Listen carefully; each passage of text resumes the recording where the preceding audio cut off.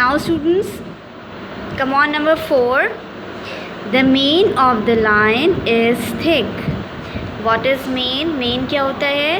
जो एनिमल के गर्दन के बाल होते हैं ना, उन्हें उससे मेन कहते हैं, जो गर्दन के बाल होते हैं। तो लाइन के जो मेन है वो थिक है। मेन किसकी बात हो रही है? लाइन की बात हो रही है। तो हम क्या लिखेंगे? The lion's mane is thick. What we write? The lion's mane is thick. Lion के गर्दन के बाल बहुत थिक होते हैं, घने होते हैं. ओके, मेन किसके? गर्दन के बाल किसकी बात हो रही है? गर्दन के बाल किसके हैं? लाइन के हैं. तो इसमें हमने अपॉस्ट्रोफी एस ऐड कर दिया. Okay, understood. Then number 5, the gate of the building was locked at night. Building का गेट लॉक हो गया था राइट में. ये नॉन लिविंग के लिए बात हो रही है, इसमें कोई चेंज नहीं होगा. So you write no change. Okay, now come on number 6. The newspaper that belonged to Uncle Pogger got lost. जी, the newspaper that belong to uncle Pogger, जो अंकल पॉगर का न्यूज़पेपर था वो कहीं लॉस्ट हो गया, कहीं खो गया. तो न्यूज़पेपर किसका था? अंकल पॉगर का था. तो क्या लिखना है आपने? अंकल पॉगर्स न्यूज़पेपर अंकल पॉगर का था, तो अंकल पॉगर के हमने साथ अपॉस्ट्रोफी एस लगा दिया, जिसका मतलब हो गया, अपॉस्ट्रोफी एस का मतलब बिलोंग हो गया. तो no need to write belong लिखने की ज़रूरत नहीं है. Apostrophe s means belong. Uncle Pogger's newspaper got lost. Uncle Pogger's का न्यूज़पेपर कहीं खो गया. Now come on number 7. The toys belonging to the children were put in a cupboard. जो बच्चों के टॉयज़ हैं वो कबर्ड में रखे थे. किसके टॉयज़ थे? बच्चों के टॉयज़ थे. तो अगेन हमने बिलोंगिंग का वर्ड यूज़ करने की ज़रूरत नहीं है. What should we write? We write the children's toys. देखिए, चिल्ड्रन तो ऑलरेडी प्लूरल है ना, इसके साथ हमने अपॉस्ट्रोफी एस ऐड किया. The children's toys were put in a cupboard.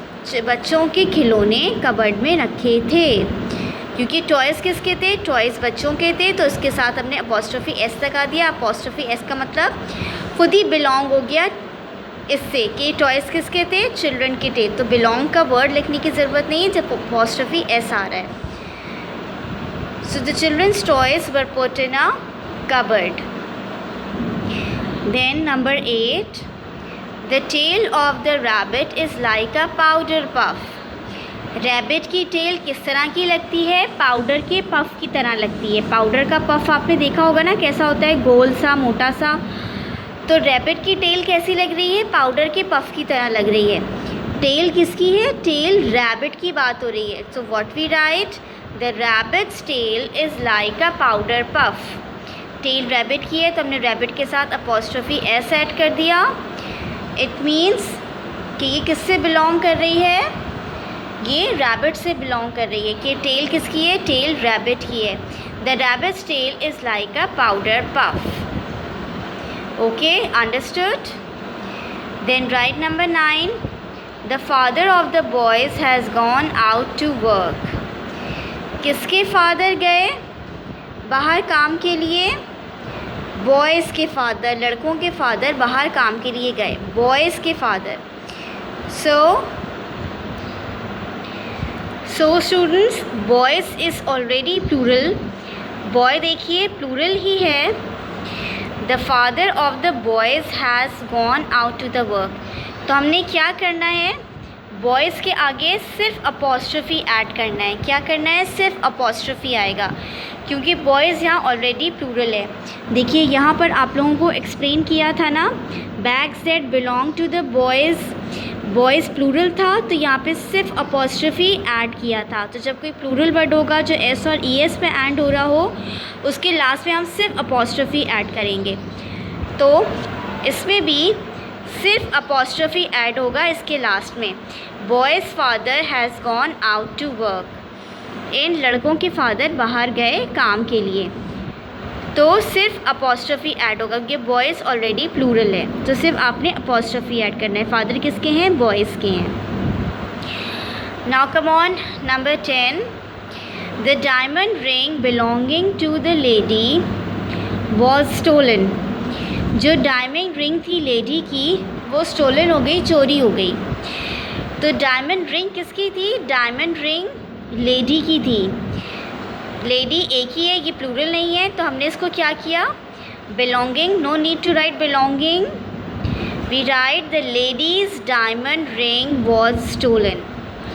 जो उस औरत की डायमंड की रिंग थी, डायमंड रिंग किसकी थी? डायमंड रिंग किसको बिलोंग कर रही है? लेडी को बिलोंग कर रही है। तो इसके हमने अब इसके साथ हमने अपॉस्ट्रफी एस ऐड कर दिया, तो no need to write belonging, belonging की लिखने की ज़रूरत नहीं है। इसका मतलब कि डायमंड लेडी को बिलोंग कर रही है। अपॉस्ट्रफी एस का मतलब ऑलरेडी है कि डायमंड लेडी को बिलोंग कर रही है, तो the lady's diamond ring was stolen.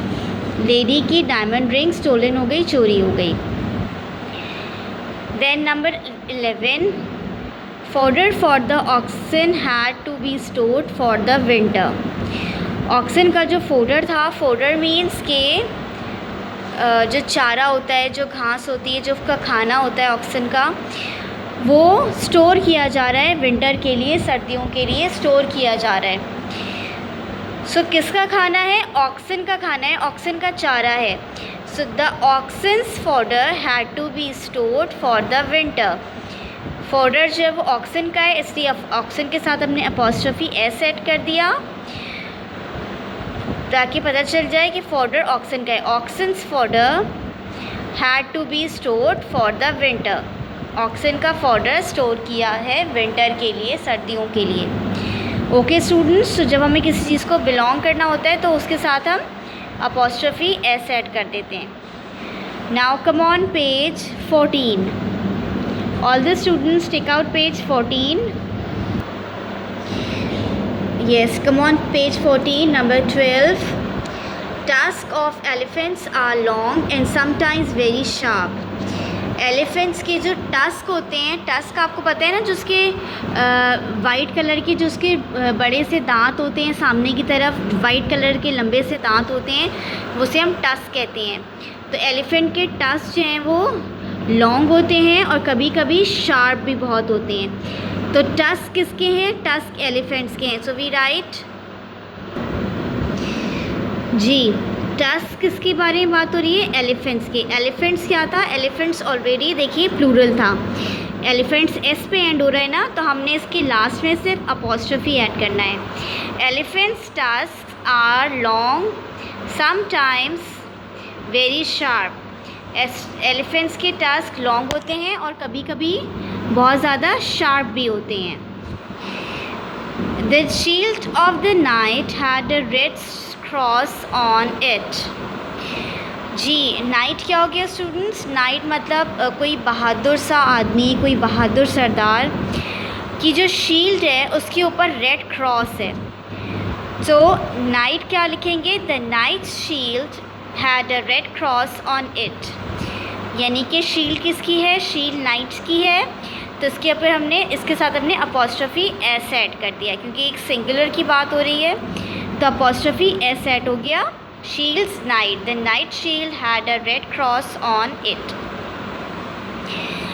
Number 14, the house of an Eskimo is called an igloo.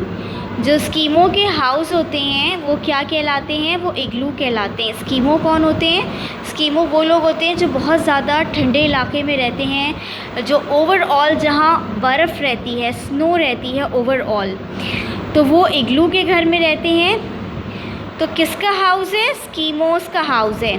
So we write an Eskimo's house is called an igloo. Eskimo's के house क्या कहलाते हैं? इग्लू कहलाते हैं, जो बर्फ़ के घर बने हुए होते हैं। हाउस किसका है? स्कीमो का है, तो we write apostrophe s. House Eskimo को बिलोंग कर रहा है, तो we write apostrophe s. And Eskimo's house is called an igloo. Then 15, the leaves of the trees rustle in the breeze. जो लीव्स की ट्री हैं वो हवा में जो है वो गिर रहे हैं। ये नॉन लिविंग की बात हो रही है, तो इसमें कोई चेंज नहीं होगा। 15 पर आपने लिखना है नो चेंज। जिन सेंटेंसेस में हमें अपॉस्ट्रोफी एस की ज़रूरत नहीं थी, उनको हमने कहीं चेंज नहीं किया, उनमें हमने लिख दिया no change. Okay students, I hope all of you understood this exercise. आपकी ये एक्सरसाइज समझ में आ गई होगी। All of you complete your work. All the students complete their work. सब बच्चे अपना वर्क कंप्लीट कर लें। आज का लेक्चर हमारा यहीं तक था। Okay students, only complete exercise ए। मैंने आप लोगों को सिर्फ एक्सरसाइज ए आज करवाई है। And listen my lecture again. मेरा लेक्चर दोबारा सुने अगर आपको नहीं समझ में आया तो। जब आप 1 और 2 टाइम्स मेरा लेक्चर सुनेंगे तो आपकी समझ में आ जाएगा कि कहाँ हमने अपॉस्ट्रोफी एस ऐड किया है और जहाँ ऐड नहीं किया वहाँ क्यों नहीं किया, और कहाँ हमने सिर्फ अपॉस्ट्रोफी ऐड किया है। So students, complete your work. जिन बच्चों ने मुझे अभी तक बुक्स और कॉपीज़ चेकिंग के लिए नहीं सेंड की हैं, मुझे सेंड कर दें अपना वर्क कंप्लीट करके। एंड अल्लाह हाफिज़, टेक केयर।